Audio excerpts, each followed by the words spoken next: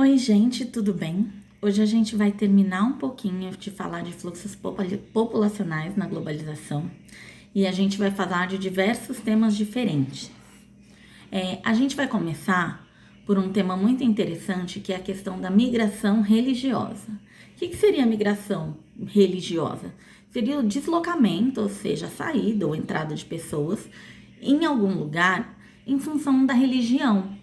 Então, assim, qual que é a característica da migração religiosa? Ele recebe o lugar que recebe esses migrantes, recebem muitos migrantes para tratar de um tema religioso.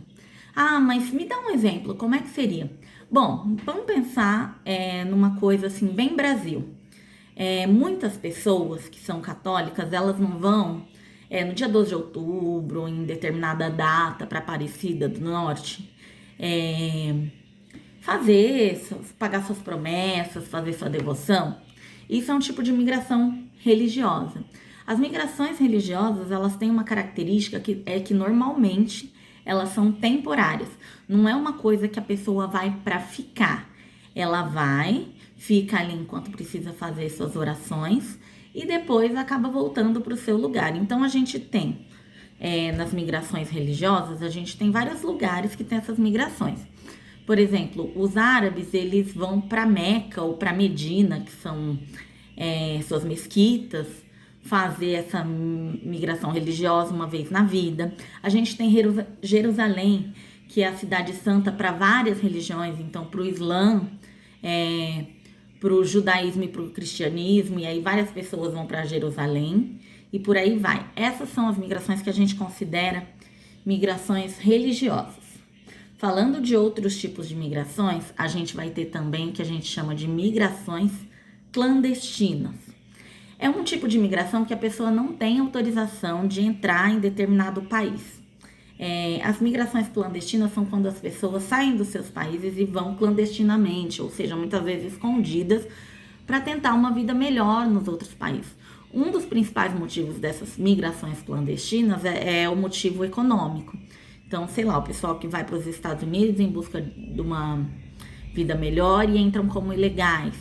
E essas migrações, elas têm diversas características. Uma das características é que normalmente as pessoas migram, elas se tornam clandestinas porque os países impõem barreiras, ou seja, regras para que não entre qualquer pessoa dentro de suas fronteiras.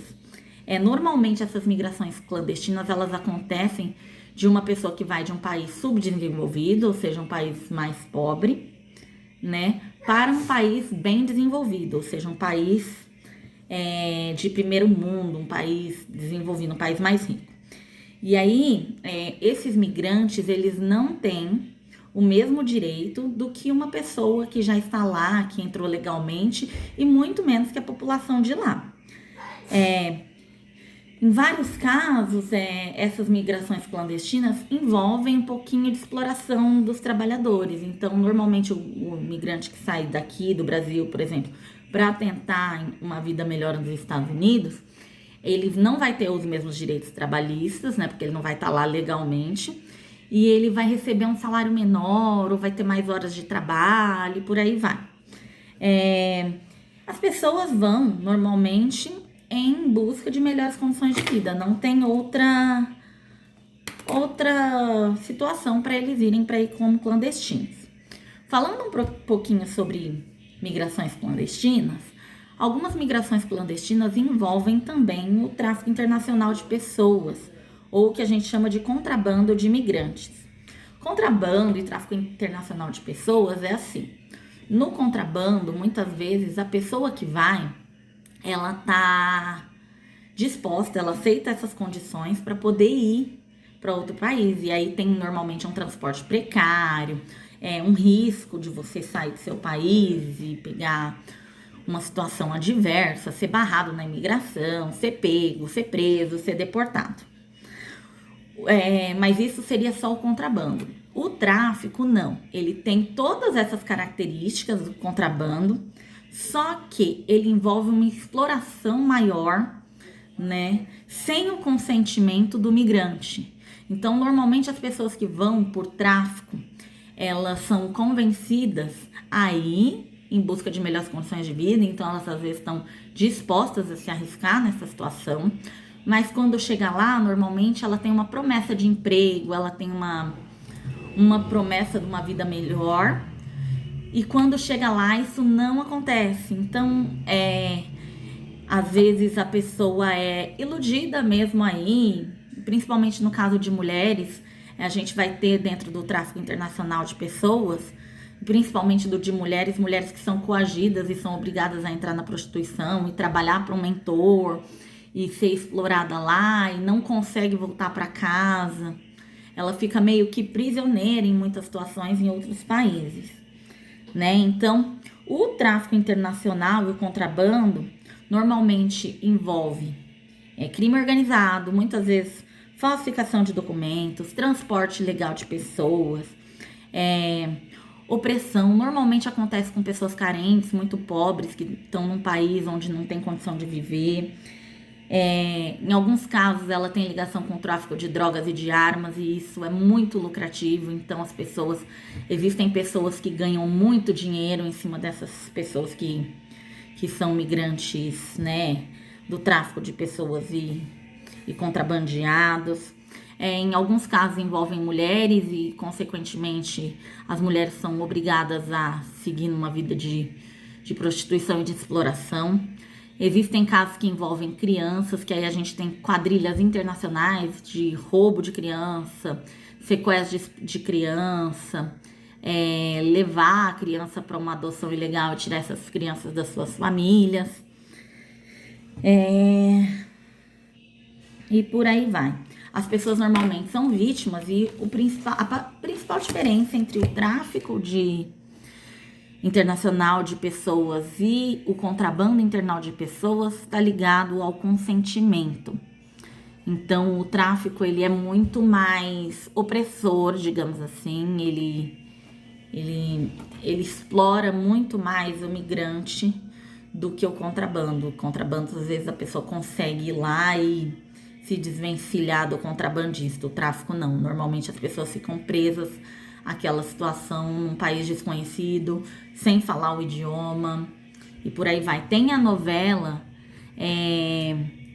Salve Jorge, que fala um pouquinho de tráfico de mulheres, nesse caso, né? Que é aquela novela que a protagonista se chama Morena, elas vão pra Turquia, e aí acaba sendo recrutada, obrigada, ela vai em busca de trabalho, e aí ela é obrigada a trabalhar com várias meninas numa casa, enfim.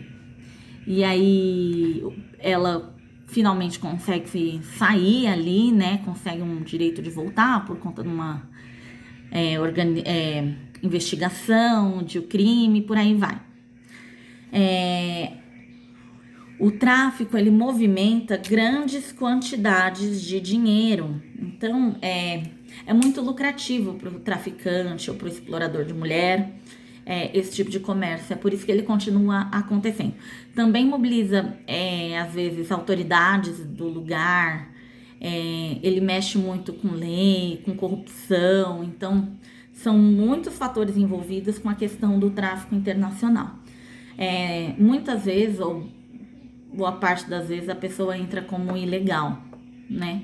Mas às vezes pode acontecer dela entrar legalmente através da corrupção e ficar presa da mesma forma.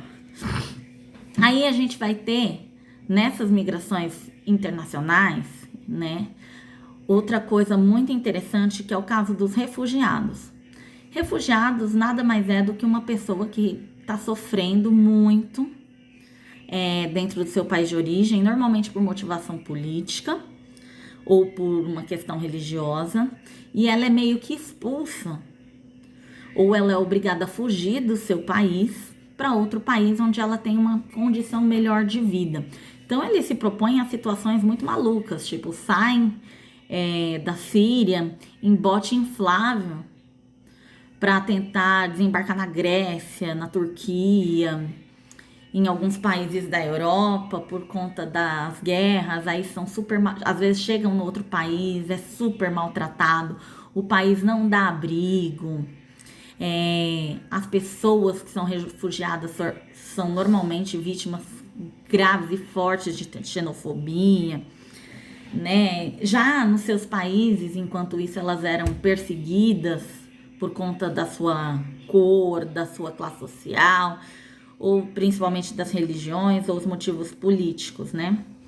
Alguns países que recebem os refugiados, eles se recebem não, onde esses refugiados chegam, eles não aceitam, aí criam campos para o refugiado. Então o refugiado, por mais que ele já tenha saído de uma situação terrível dentro dos seus países de origem, eles ainda não são aceitos nos outros países e ficam em campos com menos direitos, enfim, sendo maltratados e recebendo diversas situações. Tem países que recebem bem, tem países que recebem uma certa quantidade, outra não quer receber.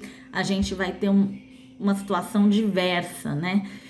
Tem até uma foto que chocou o mundo, assim, da situação desses refugiados, que era um menininho sírio. Vocês já devem ter visto essa foto, que é um garotinho que morreu no mar, que esses refugiados encontraram uma diversidade no caminho. E o menininho com a cara na areia, morto, assim, porque não conseguiu chegar ao seu destino, né? E a família, assim, tá disposta a arriscar qualquer coisa, porque de qualquer forma eles vão morrer na situação que eles estão nos países, então as pessoas se arriscam mesmo. E no caso dos refugiados, eles também, na maioria das vezes, são de países que estão em conflito e são de países subdesenvolvidos, principalmente da África subsaariana, ou seja, da parte sul da África, embaixo do deserto do Saara, e da Ásia, de alguns países asiáticos, né? Que estão em situação muito precária. A gente vai ter um outro tipo e último tipo de refugiado, que é o refugiado ambiental. Esse refugiado é aquele que também sai do seu país, é meio que expulso do seu país por conta da condição que ele vive lá. Nesse caso, é por conta de algum desastre natural, alguma condição climática, então, de tsunamis, acidentes geográficos, acidentes climáticos, terremotos, vulcanismos, acidentes ambientais. Esse é o refugiado que sai do seu país, esse é um refugiado ambiental, ele sai do seu país para buscar uma vida melhor em outros países. Exemplo, teve um terremoto no Haiti, acabou com cidades, a situação, além do terremoto, ainda estava em guerra o país, e aí o pessoal saiu do Haiti, foi se distribuindo pelo mundo e chegou muita gente aqui no Brasil. Então, isso é um outro tipo de refugiado. No caso do Brasil, o Brasil ele não tem uma lei específica de controle tanto de refugiados como um controle rígido de imigração. Então, essas pessoas conseguem viver de uma forma melhor, conseguem se organizar, colocar os seus documentos em ordem e por aí vai. Em alguns países, como eu já tinha dito, eles não têm essa mesma sorte. Então, eles não conseguem a cidadania, ter os direitos que um cidadão local teria e por aí vai. Bom, gente, eu espero que tenha dado para entender. Ficou um pouquinho longo o vídeo, mas eu acho que ficou bem claro e dá pra gente conseguir fazer as atividades a partir dessa explicação. Beijinho pra vocês, gente, se cuida, porque a gente tá vivendo um momento super difícil, tá bom? Usa máscara, evita sair de casa. Se sair, vai de máscara, anda bonitinho na rua, tenta ficar o mais longe possível das outras pessoas. Não é o momento da gente ficar se agarrando, se beijando, apesar da gente estar morrendo de saudade de fazer tudo isso e de abraçar um monte de gente, tá bom? Até mais e a gente se vê durante a outra semana.